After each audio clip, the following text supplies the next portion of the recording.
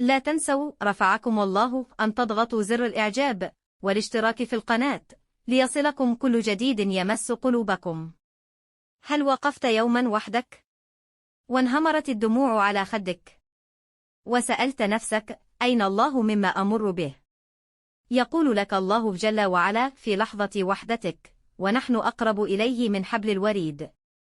أنا أقرب إليك مما تتخيل، أسمع صوت دمعتك قبل صوت صوتك. إذا ضاقت بكم الدنيا فأفتح أبواب السماء، فأنا لا أغلق بابا في وجه عبد جاءني كثيرا.